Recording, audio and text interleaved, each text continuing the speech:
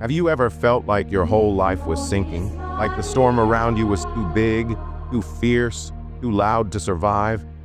Well, over 2,000 years ago, there was a storm so violent, so terrifying, it made hardened fishermen cry out in fear.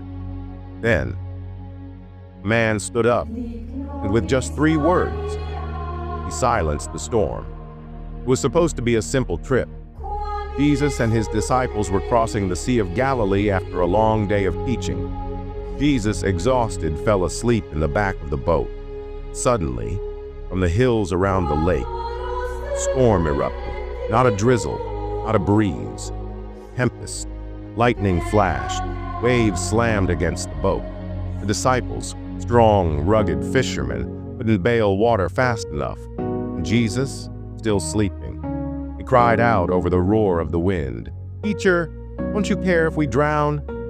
That question echoes through time, doesn't it?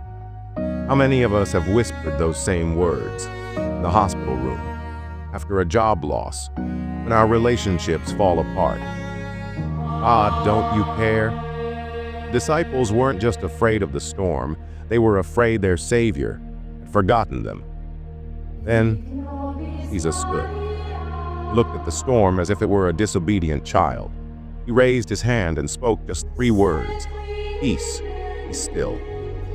Just like that, wind stopped, sea calm, sky cleared, silence. Not just around them, within them. The disciples stared at him in awe. "Who is this man?" they whispered. "And even the wind and waves obey him." Maybe you're in a storm right now. Maybe it feels like your prayers are unanswered, like Jesus is asleep in your boat.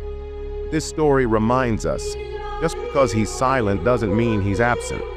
Sometimes Jesus allows the storm to rise so that our faith can rise even higher. Because when he speaks, storms bow, winds obey, and hearts find peace. Never forget, the same voice that calmed the sea can calm your soul.